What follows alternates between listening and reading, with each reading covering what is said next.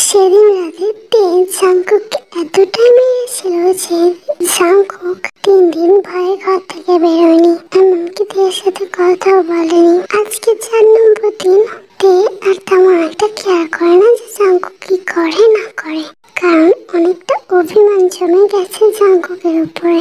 আজকে হঠাৎ জাংকুক বেরিয়ে আসছে। আমি তোমাকে কিছু বলতে চাই। তে নিউজ পেপার পড়ছিল, সামনের দিকে তাকাই। কি বলবি বল।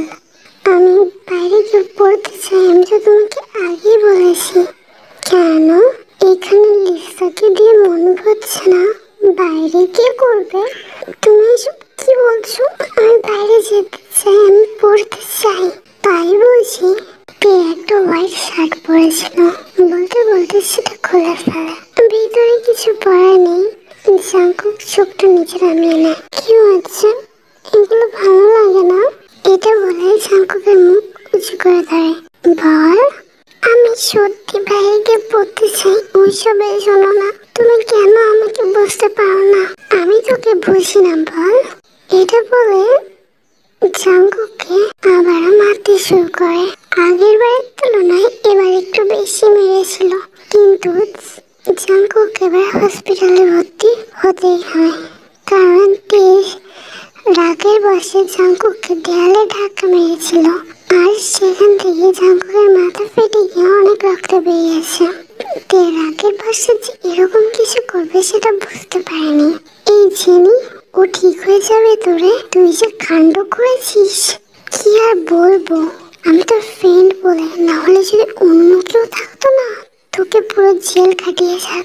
আরে ভুল হয়ে গেছে আমার দ্বারা, একটা কথাও শোনে না জানিস। কি করবো বল, ওকে কি প্রায় মারিস? কেন রে? একবার জ্ঞান ফিরেছিল বললাম তো, তখন জানিস কি বলেছে? কি? আমি থাকবো না তোমার সাথে। কি এমন করিস ওর সাথে যে থাকতে চায় না তোর সাথে? ভাই তুই এবার ওকে সুস্থ করে তোল, আমি এরপর ওর গায়ের হাতই তুলবো না।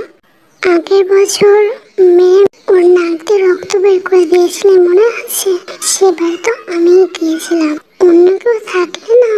আরে ভাই বুঝেছি বুঝেছি, আর বলা লাগবে না যে আমাকে জেল খাটিয়ে ছাড়তো, তাই তো? হ্যাঁ এক্স্যাক্টলি এটাই। ওর সুস্থ হতে কয়দিন লাগবে? 1 সপ্তাহ মতো। তারপর আবার বাড়ি নিয়ে গিয়ে মারা শুরু করে দিস না। আরে তুই আমাকে বলিস না রে, ভুল হয়ে গেছে। তুই 1 বছর আগে এটাই বলেছিলি। আরে আর লজ্জা দিস না তো। 1 সপ্তাহ পরে জাংকুককে বাড়ি আনা হয়। প্রথম দিন তো জাংকুকের সাথে কোনো কথাই বলেনি, এমনকি খাবারটাও খায়নি। পরের দিন বিকালবেলা, জাংকুক স্যুপটা খাবো না, আমি থাকতে চাই না তোমার সাথে, বললাম তো। এবার তে জাংকুকের হাতে একটা ফাইল ধরিয়ে দেয়। থাকা লাগবে না আর আমার সাথে বলে চলে যায় সে। জাংকুক যখন ফাইলটা খুলে তার মুখের কোণে হাসি ফুটে ওঠে। তার অনেক দিনের স্বপ্ন আজ পূরণ হবে। ফাইলের ভিতরে জাংকুকের বাইরে যাওয়ার টিকিট, পাসপোর্ট, ভিসা সবই ছিল। জাংকুক তো মহা আনন্দে দৌড়েছে তের কাছে, পিছন থেকে গিয়ে ওকে জড়িয়ে ধরে। Thank you so much. খুশি হয়েছিস? অনেক। আমার সাথে থাকা লাগবে না সেই জন্য তুমি এরকম কেন বলছো? তুমি তো জানো আমার অনেক দিনের ইচ্ছা এটা। আর মা বাবাও তো বলেছিল যে আমাকে বাইরে পড়াবে, তুমিও তো বাইরে থেকে পড়ে এসেছো। জাংকুক একটা রিকোয়েস্ট করবো, রাখবি? কি রিকোয়েস্ট? আজকে প্লিজ আমার সাথে। পরেরটুকু আর বলা লাগে না, জাংকুক বুঝতে পারে। ইচ্ছা ছিল না তবু রাজি হয়ে যায়। জাংকুক রাজি হওয়া মাত্রই তে জাংকুককে কিস করে ডিপলি অনেকক্ষণ ধরে। 10 মিনিট পরে জাংকুককে ছাড়ে।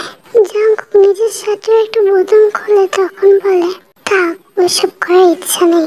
জাংকুক একটু অবাকই হয়, কি হলো আজকে তের? অন্যদিন তো এইসব না হলে ঘুমিয়ে আসতো না তার। 2 সপ্তাহ পরে জাংকুকের ফ্লাইট।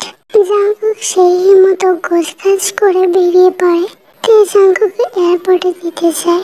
ভালো থাকিস রে, ফোন করিস। ঠিক আছে।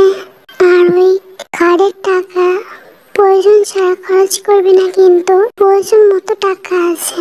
হ্যাঁ হ্যাঁ ঠিক আছে। জাংকুক যাওয়ার কয়েক মাস পরে পর্যন্ত সব ঠিকই ছিল।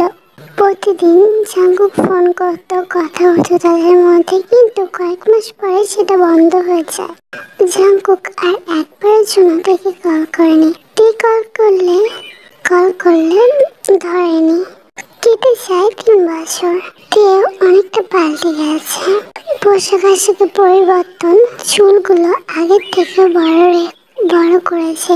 আগে তেমন একটা বড় ছিল না, কিন্তু কোমর ছাড়িয়ে গেছে। বাড়িতে অনেকগুলো কাজের লোক রেখেছে। আগে সিকিউরিটি গার্ড ছাড়া কেউ ছিল না, এখন রান্না করার লোক, ঘর বাড়ি মোছার লোক সবাই আছে। রাতের দিকে তারা চলে যায়, সিকিউরিটি গার্ডটা বাদ দিয়ে। তে জাংকুক একদিন ফোন করেনি। তে অনেকবার চেষ্টা করে, ফোন না ধরে। তে মনে হয়েছে জাংকুক হয়তো তাকে ব্লক করে দিয়েছে। এমন একদিন তার গার্ড তাকে এসে বলে, ম্যাম। হ্যাঁ বলো। একজন এসেছে। এত রাতে আবার কি এলো? এখন তো 10টা বাজে। নাম কি বললো? নামটা জাংকুক। জাংকুক? এর মুখে করে হাসি ফুটে ওঠে। ওকে গিয়ে আসতে বলো। থাক, আমি যাচ্ছি। একটা বাড়াতেই তার মনে পড়ে আগের ব্যবহারগুলো।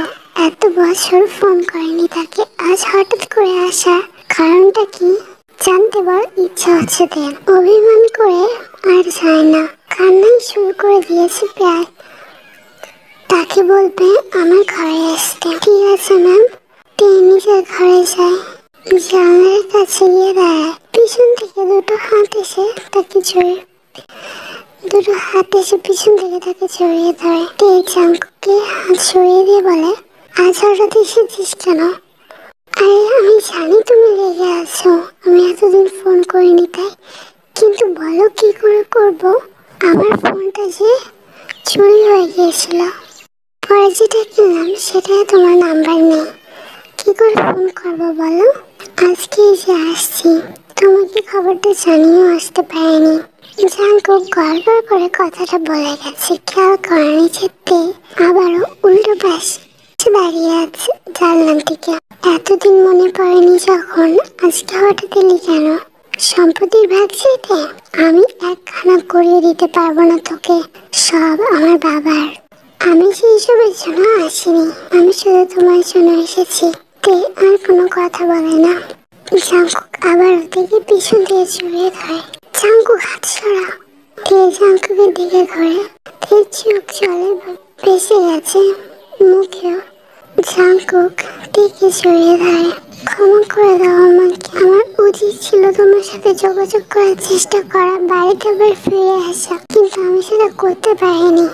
মূর্খের মতো সেখানে ছিলাম। আমি তোমাকে অনেক ভালোবেসে ফেলেছি। তে জাংকুককে সরিয়ে দেয়। ভালোবাসা না চাই?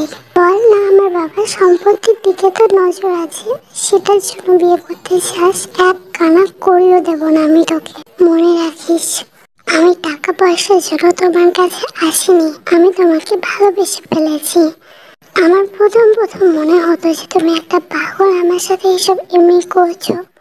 যখন জানতে পারলাম এইসব কি, তোমার উপর রাগ হয়েছিল, কিন্তু যখন ফোনটা হারিয়ে গেল, তোমার সাথে এতদিন কোনো যোগাযোগ ছিল না, তখন আমি বুঝতে পারলাম আমি তোমাকে ভালোবাসি। তোমার সাথে একদিন কথা না বলে কেমন লাগতো, মনের মধ্যে দিয়ে ঝড় বয়ে যেত। আর তোমাকে ছাড়া এতগুলো বছর আমি থেকেছি, ভাবতেও পারি না। অনেক মেয়ের কাছে প্রস্তাব পেয়েছিলাম, অনেকে আমার সাথে একটা রাত কাটাতে চেয়েছিল, শুধু একটা রাত, কিন্তু আমি যে তোমাকে ভালোবাসি।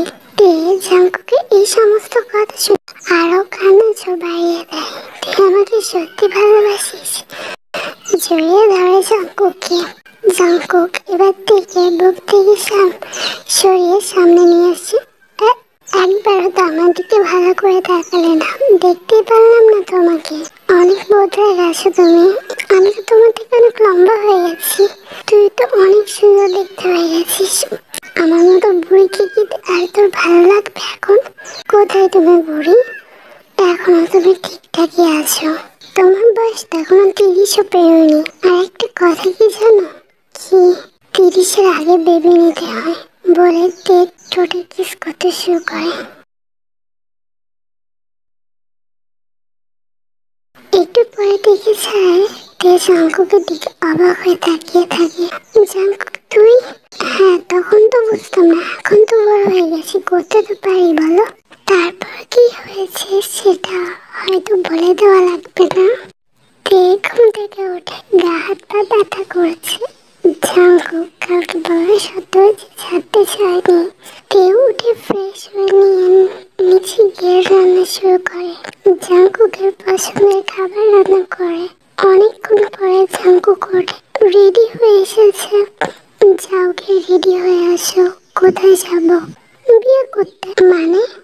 যা শুনলে তাই বলছি, বিয়ে করতে যাব। ঠিক আছে, আসছি। জাঙ্কুক থেকে রেজিস্ট্রি অফিসে নিয়ে গিয়ে বিয়ে করে নিয়ে চলে আসে। তো আজকে আমাদের ফার্স্ট নাইট, তাই তো? জাঙ্কুক আজকে না প্লিজ, আজকেই বলে থেকে কিস করতে শুরু করে।